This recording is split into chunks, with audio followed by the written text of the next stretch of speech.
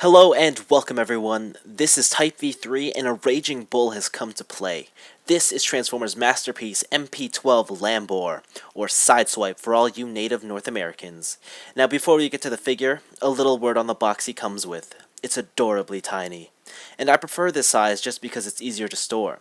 The design is classic Takara Tomy masterpiece stuff, cheap looking and boring. In fact, the words knockoff come to my head every time I look at it, so let's move on. Masterpiece Sideswipe's alt mode is absolutely gorgeous, but then again it should be. After all, this is an officially licensed product, and on top of that, it was based off of the car that inhabited every boy's dreams in the 80s, the Lamborghini Countach. This is also the LP500S model, so all you petrol heads out there will know that this is the version that came with the extra flared wheel arches and the V-shaped spoiler. Strangely, the S badge does seem to be missing from the rear of the car, and as a car enthusiast myself, this little detail upsets me quite a lot. But most people probably won't care. When it comes to size, Sideswipe finds himself somewhere in between a standard deluxe and Voyager class Transformer. For myself, I've always felt that this is the perfect size toy and I like it a lot. Honestly, I wish that more Transformers would adopt this scale. Now for all the good this alt mode brings, there is one glaring issue. Quality control. At a glance, the paint looks flawless, but up close you'll discover more than a couple mishaps. Because the roof of the car is entirely comprised of transparent plastic, it retains a slightly darker shade of red than the rest of the vehicle. It just makes everything look a little disjointed. Then there are many sections where the paint has either been scratched or just applied with almost no care. In general, the panel lines are great, but on the left side of mine, this part does not want to snap in together, so there is a bit of a gap and the wheel arch does not line up. Also, because of the design of this thing, there are two large blocks here on the bottom, which really ruin aesthetics, and as a car fan, that's kinda ugly to me, but again, I don't think many people will care.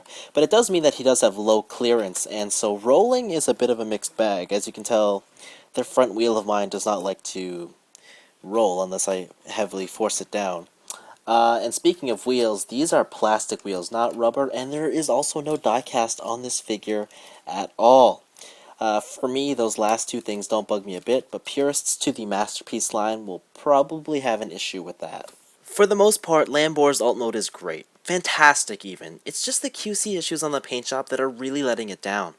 As for all the little quibbles I've had with the inherent design, well, most of those can easily be overlooked because they've only been added for the sake of this robot's transformation.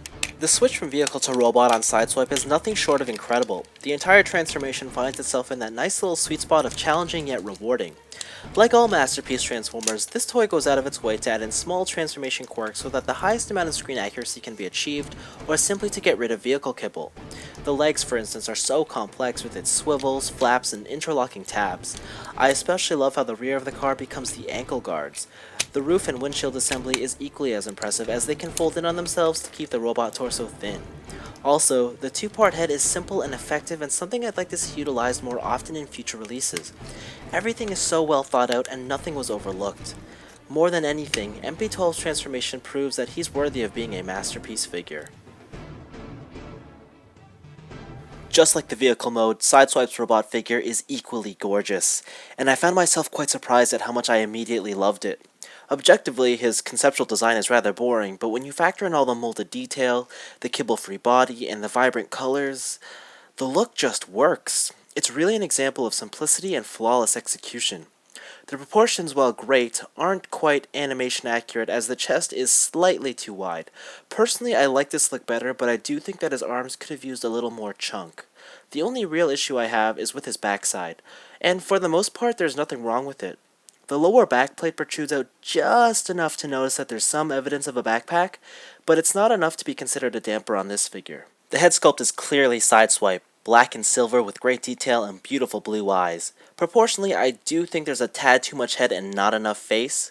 It's especially apparent when he's looking downward and to the side, and as mentioned before, he does find himself being an oversized deluxe or reduced Voyager, whichever way you want to look at it. Moreover, this also means that he's in perfect scale with MP-10 Optimus Prime. Sideswipe has a hinged swivel neck, so no ball joint, means up and down, side to side, but no tilting of any kind. Hinged swivel shoulders too, so that can go all the way around and bend in and outwards. Bicep swivel, single jointed elbow, which is really disappointing because it is just a 90-degree bend, and it really limits a lot of posing for me. Nice wrist swivel, All the fingers are on a single joint that go in and out. He doesn't have a thumb joint, but I really don't care about that.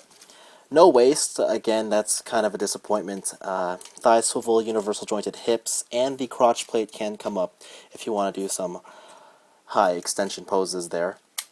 Single jointed knee, again, much like his elbow. Really disappointed that. I hate that these things are just limited to 90 degrees, especially when you consider that this guy doesn't have like a waist swivel there to help him out.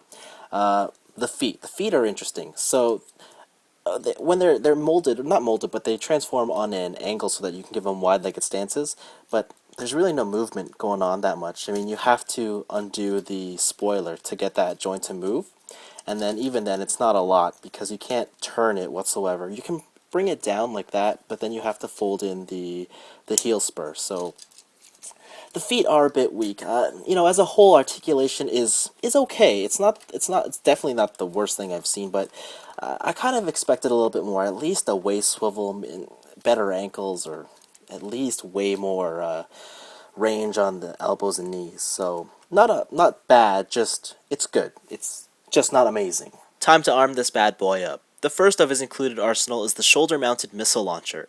Now, it can be attached on either side, but we all know that the left shoulder is the correct spot. It's white with nice detail and has a small hinge for movement. The second weapon is his silver flare gun. There are tabs on either side of the handle that line up with the palms of MP-12's hands, but due to the design of his joints, you can't close the fingers entirely or else the gun will pop out. It's a minor annoyance, but it's something that I've come to care less and less about since this has been an issue with almost every other Transformers Masterpiece toy. These weapons can also combine and peg into the roof of the vehicle for storage.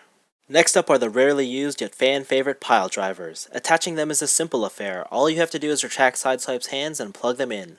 They are, for the most part, black square blocks. I certainly have no care for these.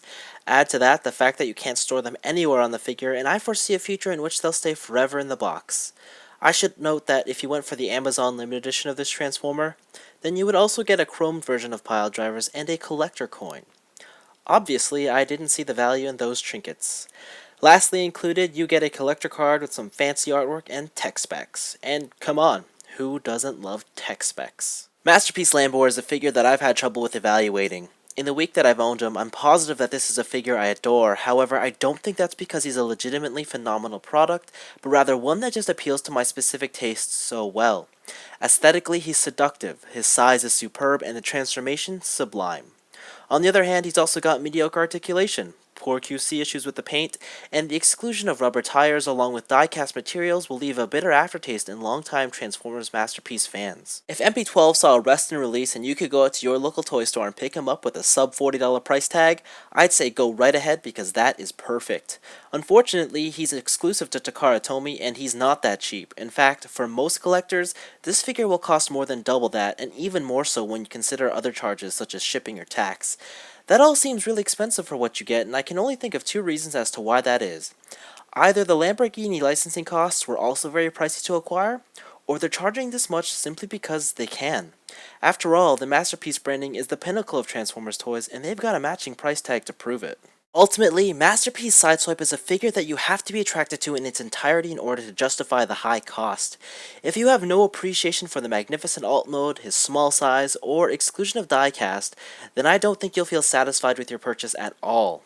For myself, this is a figure I love, but accept that there are fundamental flaws that I'm willing to look past. Anyways, this has been Type V3. Thanks for watching, and I hope this review was helpful in determining whether or not you should support this new direction for Masterpiece Transformers. It's definitely not perfect, but I do enjoy the smaller scale of figures and hope that we see this trend continue.